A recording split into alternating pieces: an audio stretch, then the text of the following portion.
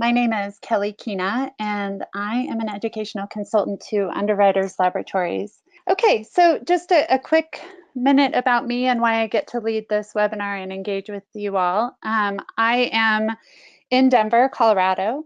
The UL headquarters and main campus is in Northbrook, just north of Chicago. And I am a former teacher. I was a science teacher and instructional coach for about 20 years, and recently left school-based work to do research and evaluation, and have also been lucky enough to work as the educational consultant on the Xplorlabs project. So the objectives for today, we just would love to introduce you to Xplorlabs. What is this, and how did it come to be? That'll be a brief introduction. I will highlight the two modules that we have to date, and also highlight some of the careers connections that are in those modules, and also just uber present throughout this educational initiative that UL is working on. And then, because a lot of these videos in the modules, as you'll see, are embedded in YouTube, I'll go through video access and also talk to you about the materials for the classroom investigations. And then we'll leave, again, plenty of time for Q&A. So quickly, I know for folks in Chicago, UL may be more of a household name, but it really is very present in every household around the world. We are a science safety company, or safety science company, excuse me, and the mission is to develop and work for and work towards a safer world. So UL was established in 1894. It's been around a long time and has 14,000 employees worldwide, all working for this mission of a safer world and to help engineers find solutions and solve through science. And so with this mission and with this intent, the ambition of UL Xplorlabs is to create connective tissue between all of this work that's happening at UL in real applied STEM fields and the middle school classroom, middle school being a target because in the research we see that's where a huge drop-off in interest and enthusiasm in sciences and math occurs, and so that became the target. Although I know some of you are high school based, and that's not to say that this is not all very relevant for high schools as well.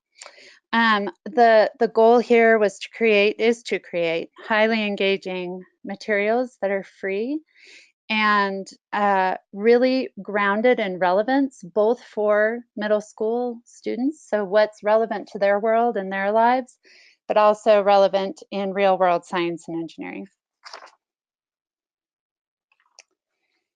So we really understand that we have an opportunity here with all of the work happening in safety science around the world to draw a very specific and direct line from the field to your classrooms and to your summer programs and to your students in after school programs.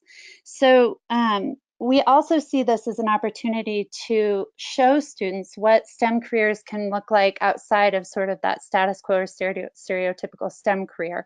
So both of these photographs are straight out of module work. One is in more of a traditional lab and one is in a less traditional lab, although both are STEM labs and both are applying that solve through science thinking and strategies. So we can really kind of bust out that mold of what we mean when we say STEM careers and give students different ways of what that looks like and feels like in the world. Just different ways to connect and different ways to see themselves potentially in this as a future. So today we have two modules in Xplorlabs. Our modules are all web-based. So when I say that, I mean if you look up here in the left-hand corner, UL Xplorlabs, the URL is ulxplorlabs.org. That is the portal to everything that I'm going to show you today. And we will really focus on the modules and the extensions today, but I do encourage you to really dig into this to see everything that's offered here. So the two modules that we offer today are built a little differently, and I'll go through that, but really have some very similar characteristics. One is they have a lot of interactive components. So although it is web-based, it's and has videos, they're not all one-way transmissions. We really ask the students to interact with this throughout from start to finish. The videos are hosted by practicing UL scientists and engineers, and actually were developed hand in hand with our subject matter experts in the field. And so while we work on the instructional side and the really thinking about this as a resource connected to you all, we had these really incredible cutting edge researchers who are also informing the content of these modules. These modules were created to work whole group or facilitator or student standing in the front of the room, all the way down to small groups to one-on-one. So depending on what your technology distribution is, laptop or tablet or desktop.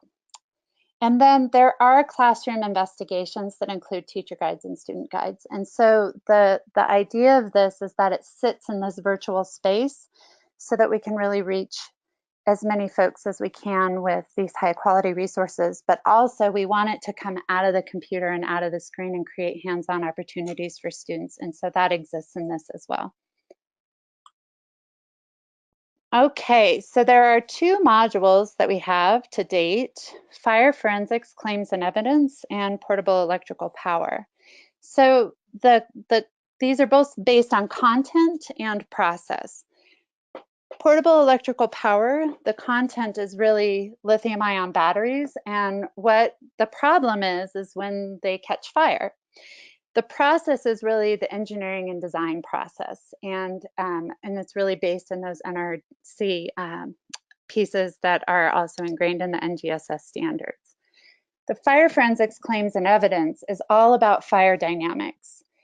And then it's also based on and about claims, evidence, and reasoning. And so we really get into the process that are used in the field in both of those places.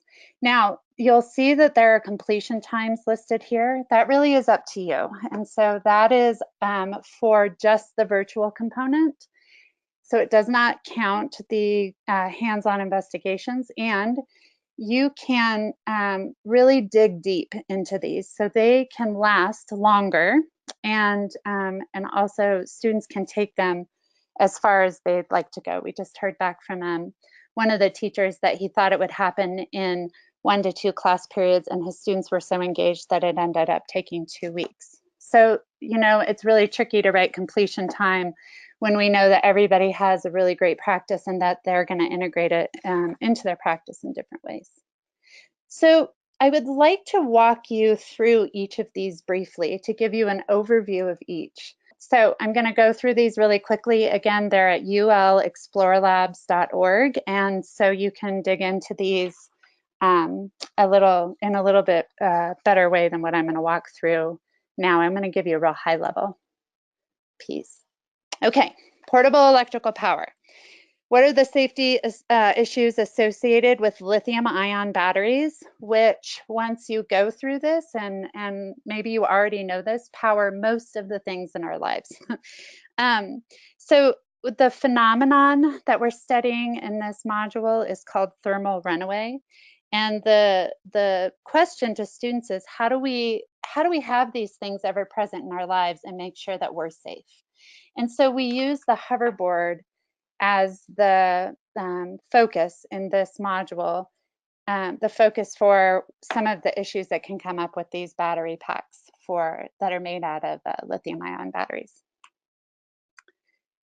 Again, we're trying to connect students to the careers. So all of our hosts for the videos are practicing UL engineers and scientists. Matt is an engineer, and Sydney actually is a student in industrial engineering getting ready to graduate. So they are featured in an interactive video that lasts about 30 minutes. And off to the right, you'll see that that video is broken up into 4 sections. So between each of those sections, the introduction to portable power, the introduction to thermal runaway, understanding safety and safety engineering. So those 4 pieces are interrupted by in animations that happen showing the concepts that they're talking about in the videos, and also have interactions that the students can do. So I'll go into that in just a second. The second big section of portable electrical power is an opportunity to do some of the testing that they do in the lab. Then we have the classroom investigations, and then there is a challenge at the end. So to dig in just one level deeper here, we have the video structured. Again, Matt and Sydney are going to host those. And then here is an example of the animation. And I'm walking through pictures of this because when we do the video on webinar, the sound can get a little off and it's a little wonky. So to cut back on our frustration on that, I'm just going to show you screenshots of these. But again, you can go into the modules and watch these as you go through. So here is an example of the animations that will come up as Matt and Sydney are talking, and then also students can interact with in between. Then we get into the XTREME experiments, these are called, in the module. And so what these are is an opportunity for students to see 4 of the tests that they do at the UL Battery Lab that simulate actual conditions that batteries, lithium-ion batteries, may undergo in the real world. And so how can we push the batteries to the extreme to then know how to engineer safety designs or safe designs around those risks and hazards?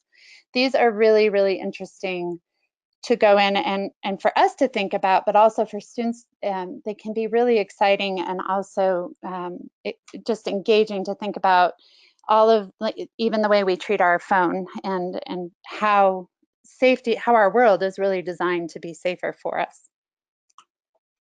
Then we have 2 tests that the students can do and actually interact with. And so one is a drop test and one is an overcharge test.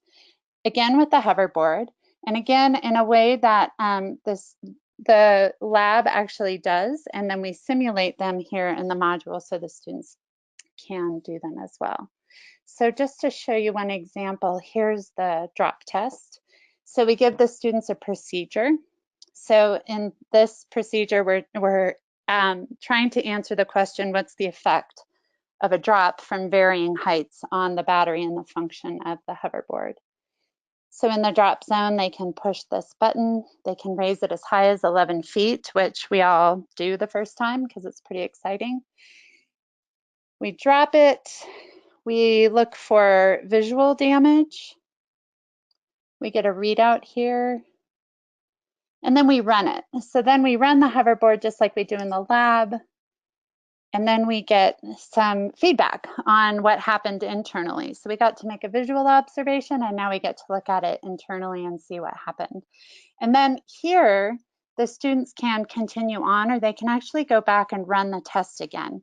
And so in this, they have the opportunity to look at what the varying heights do and at what point is the battery not going to be damaged and at what height is it damaged. Great, and then we get to the classroom investigations. And so again, this is where we try and get out of the virtual space and into your classrooms, into your after-school programs and summer programs. And so there are 3 investigations that go along with the portable electrical power. These videos in this particular module are set up to give the students an introduction. Then we have an educator guide and a student guide that download as PDFs. If you use science notebooks, then you don't need to download the student guide. The educator guide is intended to be set up to prompt the students through the science notebooks, or you can just print one of those and use it as a prompt in that way. The Bologna test is all about design and how there's designs in place to keep us safe from button cell batteries and the phenomenon that was happening with young children swallowing those, and what happens because of that, how we see engineers jump into action to make sure that is less of a risk.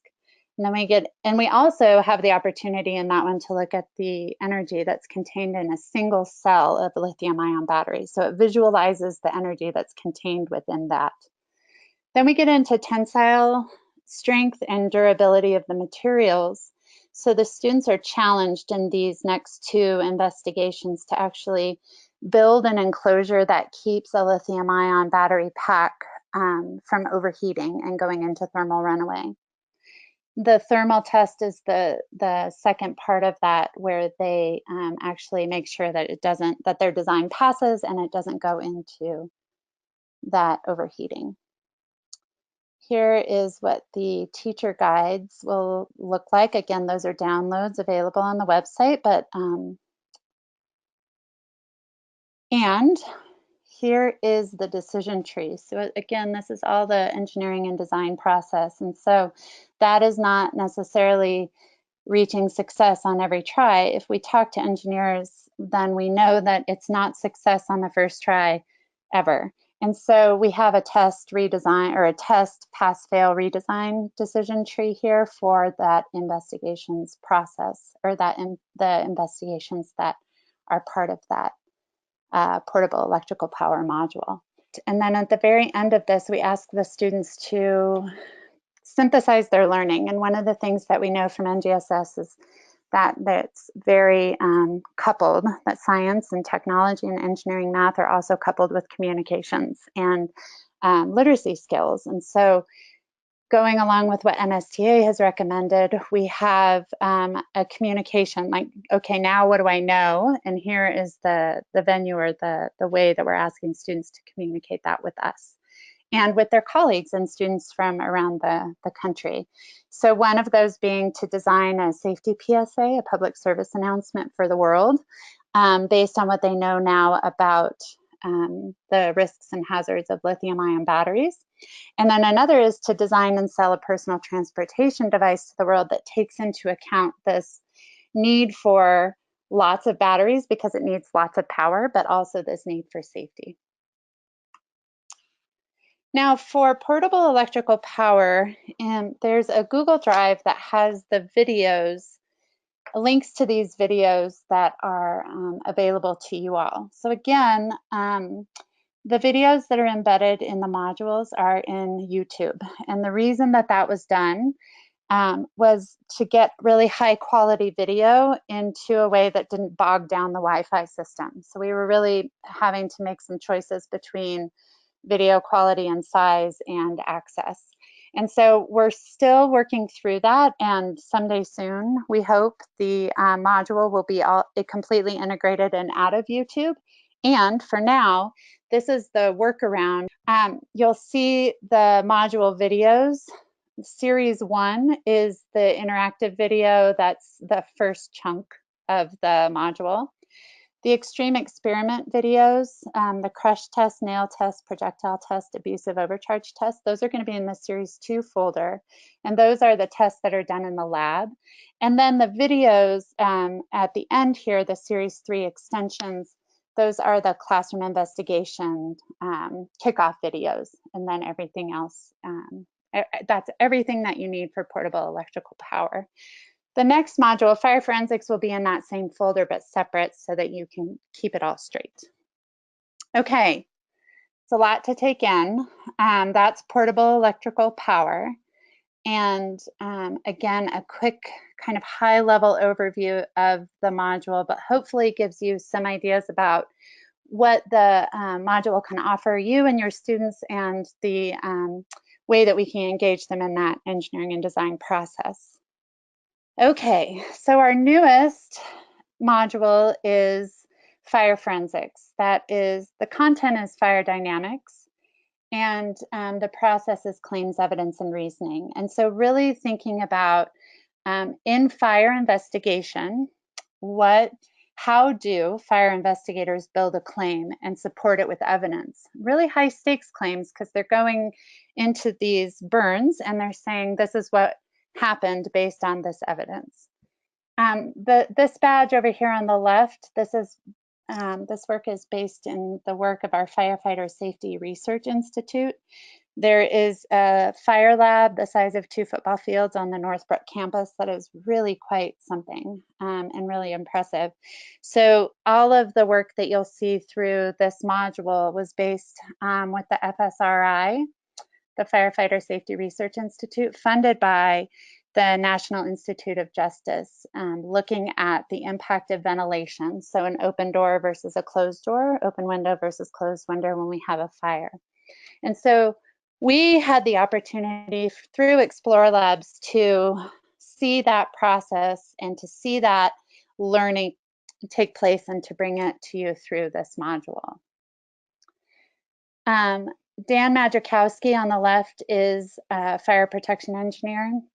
Steve Kerber in the middle here is the director of the FSRI. And then Kelly O'Pear is a project engineer that works in the firefighter safety lab on the UL campus.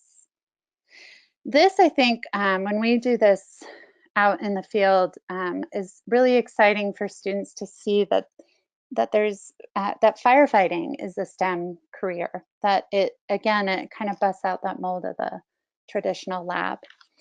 So the basic structure of this lab or of this module is to get students to the very end to look at this burn scene, to look at this kitchen fire and be able to say how it started and where in the kitchen it started.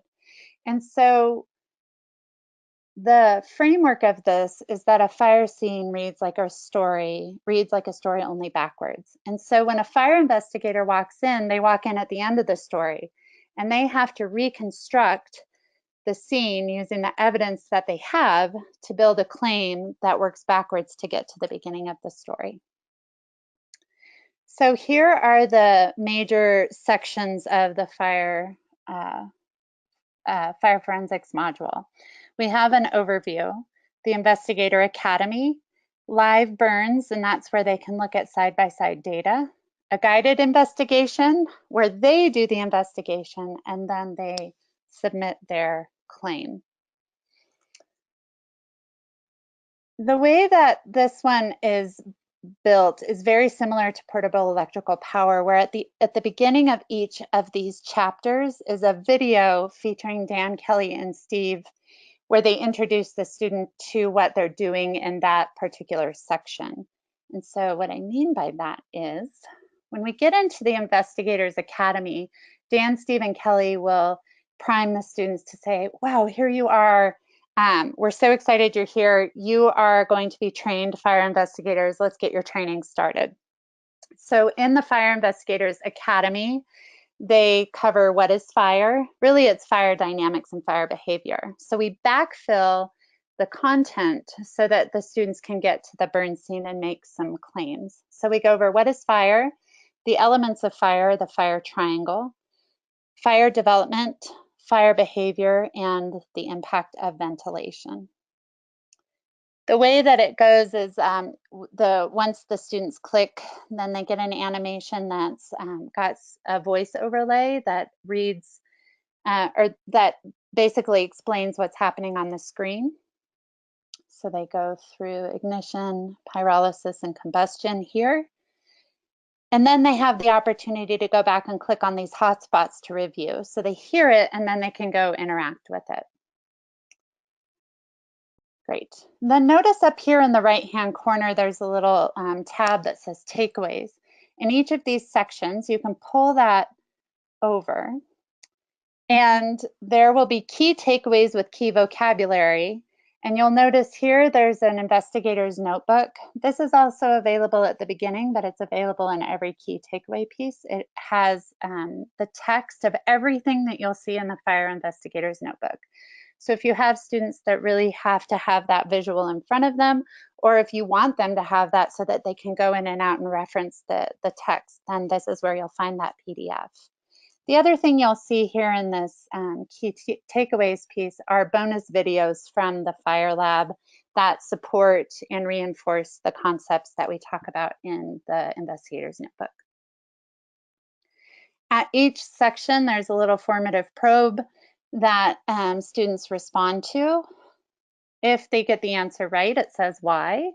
If they get the answer incorrect, then it says why, and then it gives them an opportunity to go back and try that again. So that's the Investigators Academy. That's really where they get to dive into the fire dynamics content of all of this. Then we can go into the live burn section. This looks at the data between an open window or an open door and a closed door. It looks at the oxygen concentration and the temperature just with that one variable in the same type of burn. And it's so cool, you all. Like, I was just so blown away. They build a one-story house. They furnish it exactly the same. They put actually Kelly's job was to go through and make sure everything was in the exact same location, weighed the same. So really, it's such a cool way to talk about controls and variables with our students. And so this is the opportunity to look at, we have all of that control in the Fire Lab and the one variable that we have here, and what's the difference? How do we know that that makes a difference? How do we know that there's a kind of a so what here? And so we can look at the side-by-side data. Up in the right-hand corner, you'll see there's an additional activity here. That's a PDF that downloads more data sets from the lab, along with the events that were taking place as we see big changes in the oxygen temperature, and I can't remember what the third one is. Anyway, so if you want to take this further, really giving students an opportunity to analyze data, and even if you just spent time here, we know that that's a really critical skill. I'm really excited about this part. All right. The fourth section of this is to investigate with an expert. So here, Dan Madrikowski, who is a brilliant fire engineer, fire protection engineer, a PhD in fire protection, and is working on a ton of amazing projects right now, training fire investigators and more. He will take the students through a burn scene in the lab and talk through, so there's a lot of metacognition about what he sees when he finds something, how he knows it's meaningful, and basically how they start to look at evidence in the burn scene. And then that takes students to their first solo investigation. And so this is really a scaffolded experience. The students, going back to that kitchen burn, they are instructed for how this works. This is all virtual. They have the opportunity to go into that burn scene, that kitchen burn, and they collect evidence. So they can maneuver around the space, they can grab onto things, and they're guided by these little red hot spots. I'll show you. So here are the hot spots. They're not evident until you drag your mouse over them. So students have to kind of get, it's sort of like hot and cold, and so as they get closer and closer, it starts to glow red, and then they can click on it. It will tell them what that thing is that they've just revealed, and it could be a toaster, it could be the counter area and how the char and soot damage are arranged. And then up here, they can click on their items collected, and basically it creates an investigator's notebook for the students. And so they collect the evidence, they have an investigator's notebook, and then they take that notebook and they go to the very last section of the module where they submit their claim. So we call this the challenge. We basically challenge the students to say what happened and why. So we give them lots of support here. These are drop-down menus that have a variety of locations to prompt them. And then we have the same with the cause. They go through and select the evidence that they grabbed. But not only this, then they get to put their rationale for why that's evidence. And so Hand and Keys out of Iowa always said that data without reasoning is just data. And so we can really give the students an opportunity to grab and say, the evidence here, this is evidence for this, and I know this because, or I think this evidence suggests my claim is the countertop, for example, because. And so they go through, they fill this out. I will say that if students have the capability, I would have them handwrite this or type it into a Word doc and save it that way, because they can't save in this module. They can't, once they get started, if they run out of time, there's no way to save it. So if they type it in a Word doc, they can copy and paste it right into this form. And the reason that's important is because once they make their claim, they can print it or they can email it to you. And then you get this nice readout that's consistent student to student across the board.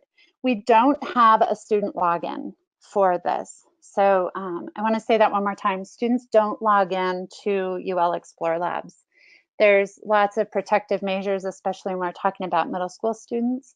And so to avoid a lot of those identifying risks for students that age, we have them print it or email it to you, and then it goes away. We don't save this. We can't save it anywhere, and there's nowhere that the students put in identifying factors.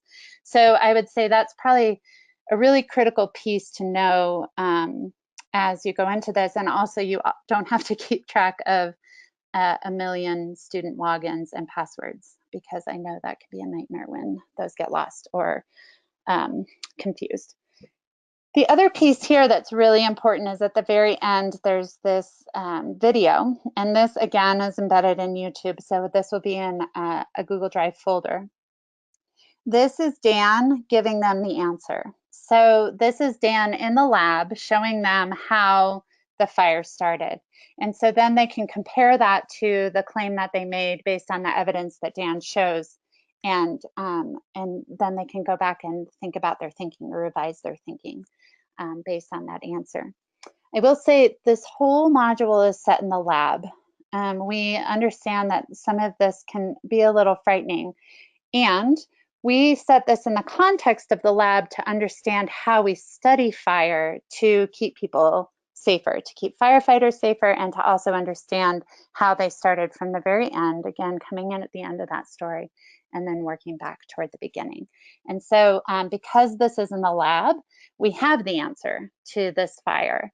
Fire investigators typically don't have the answer. They don't have somebody with a very handy YouTube video at the end to tell them how the fire started. So that's an important piece to talk about with the students as well. There are 4 classroom investigations that go with the fire forensics module. These investigations do involve an open flame with a candle. Unless the energy and combustion involves a calorimeter, which has more smoke and is a little less contained than a candle, although super safe with the right setup. So that being said, in the classroom investigations, in the 4 classroom investigations, the students, you all get the teacher guide. In the teacher guide, the lesson plan for how to do the investigations. These all come from the firefighter boot camp that FSRI does. So it's super fun to see how those have developed and now how we get to pass those on to you all. And if you don't have the lab set up, then there's a video. And so the video, here's limiting fuel. Here you see the photo or the video still of Dan limiting the fuel and doing it that way. And so if you can't have open flame, you can still watch the videos. The students can still go through the data sheets and the observational or the observation sheets and record just like they would if you were doing a demo at the front of the class. And so we went into this eyes wide open, understanding that not everybody will be able to do this. And so we hope that this is one way to support the student learning and reinforce a lot of what's in the module as well. These are found in a little bit different spots. So there's Explore the modules. Everything I just showed you is under Explore. You access it through Explore modules. The classroom investigations for fire are under extensions. So this is the extensions page. You can filter under experiments, you can filter for fire forensics or portable electrical power, and then you can just go down. All of those investigations will be here. There's the teacher guide and student guide download right there on that extensions page. All right, the videos, very similar. You'll have the Google Drive folder with Xplorlabs videos, and instead of portable electrical power here, you'll go to fire forensics. There's the module videos, the takeaways, which is that bar that slides over, and there are extras in there from the lab. And then the classroom investigations, again, those are really going to demonstrate each investigation so that students can follow along with them. And actually, if you can do hands-on and you can have an open flame, I highly encourage, or I highly recommend those just to kind of wrap your head around what the investigation looks and feels like. Some of us are way more visual, and that's a nice way to look through it before looking through the teacher guide. Okay, the last piece I would love to show you today is also under extensions. So I'm in the same page. So you'll see there's experiments, and then we have resources. So under resources, we will continue to add to this. And it's pretty exciting to think about how UL Xplorlabs will continue to grow in a lot of ways. But this is where we get to highlight the individuals with their career in a very specific field, and sometimes a very specific question, and have spent their UL career exploring that. And so you can go to this resources page and scroll, oops, just kidding, scroll down, and you can see all of the hosts from the modules are in there, and then there are other folks in there that are working on similar pieces. And then we even kind of step out of the modules and take a little bit more of a wander into the UL careers. Dr. Marilyn Black is on there, who looks at indoor air quality, and again, lots of growth here. So check back to this one frequently. There's a lot that we'll add and continue to add.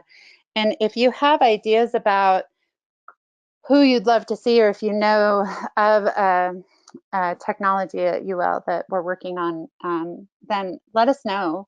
And actually, I want to take this time before we get into questions to say we really would love to hear from you. We don't assume this endeavor to be a one-way transmission out to educators. We really would love to start a dialogue with you and hear how you're using this.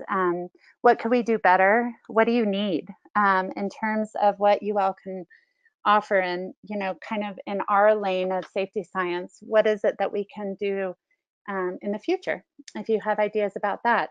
If there's ideas about pieces that we could do better, or pieces that we could do to add on to these modules. We're already getting ideas from the fire service about what we could do there. Any questions that you have about the modules? Hey, I can't find something, or hey, this didn't feel right. What can I do differently? That kind of thing. We're all ears for that. We really, again, want this to be a two-way transmission. So again, this is like drinking out of the fire hose. No pun intended. There's a lot here. We really hope there to be a lot more soon. But with that kind of high-level overview and understanding, it would be great to know if there's any questions at this point. Okay, so one of the questions is, what is the recommended class or group size? So great question. In both modules, the idea is that they can be used whole group. So whatever your group size is, with one computer and an LCD projector, say. For the classroom investigations, we have roles, so group roles with 4 roles in each group, but of course we know that they can be bigger than that. So I would say 6 is a good size. For the fire investigation, I would say 4 to 5 is best. And then, you know, small groups around 1 laptop, I would say 3 students. And then obviously there's the one-on-one capability if you have that in your building, depending on what your resources are there. Okay. How long is the estimated class session and period? Another good question. So the way that the videos are built were to be done in one class period at a time. And so in portable electrical power, for example, the interactive video is 30 minutes. I assumed or anticipated time where we stop and have questions and discussions with the students. And so that 30 minutes quickly becomes a whole class period. And I have to say the way that for me, it would have been 2 class periods. So again, it's just getting to know our recommendations and then how it works with your practice and your approach to it. For the classroom investigations, for both modules, those are really intended to be 1 to 2 class periods per investigation. Knowing that, especially with the fire forensics, if you're using open flame, there's probably a precursor day to get all of the safety pieces in place ahead of time, and materials introduction, all that good stuff. So again, it's there. All of the there's a scope and sequence in each of the teacher's guides for the classroom investigations, and that scope and sequence has recommendations for class periods for each of those investigations. What are problems or issues that have come up for other educators or students? So we just did a training for Cobb County in Georgia, and they had a similar issue with the videos. And so we had anticipated that. Now we're hearing that that is going to continue to be an issue. So again, we're working on a fix for that. So I would say that's one of them. I would say we did that training with fire service personnel and educators and middle school teachers together, because that particular district is inviting fire service into their classrooms for when they do these investigations, these classroom investigations. I can't tell you enough how much I love that model, because one of the issues that came up sort of as a gut check for a few of the teachers were, oh, I'm going to hand the student a lighter and ask them to light this candle and do this investigation. And I will say that, yes, that can be, that can feel a little queasy, and getting it set up, we have the lessons structured so that you can work through those one step at a time. You know your students way better than us, so it's really up to you. And I'll say that one of the ways that they got past that and pushed through that was having the fire service with them at the training and talking about that piece of it. So that being said, I know it's not a reality for every single building in CPS, but to extend an invitation to the fire service personnel, this is a really nice way to, again, bridge the gap between classrooms and actual practicing STEM technicians, and inviting fire investigators or fire service personnel. It's a nice way to connect that piece and to make community connections outside of the walls of the building. So those are the 2 that really come up for me. And yes, these have, so the question is, have these modules been used in the regular classroom or a lab setting? To our knowledge, at this point, yes. We are getting more and more feedback from educators across the country that these are happening in regular classrooms and lab settings. Both the portable electrical power and the fire forensics has really only been out for, I'm in a time warp right now, it's May. So I think we launched it last November. So we're on still the adoption phase of that module. But yes, they are happening. And aside from the Cobb County example that I gave you, we're hearing from other teachers and educators who are using this and whose students are really loving it. And I will say that we're hearing more praise at this point than we are the issues that are arising through through the use of the modules. I can't say enough, I can't tell you enough. Thank you today. It's time for me to stop talking, I can tell. Thank you so much for your time. Thank you for being willing to really connect with us and let us into your buildings and your classrooms. We're really honored at that ability, and we're also very excited to hear what you all think of the modules and what your students think. So with that, I will close us down for today. Thank you so much.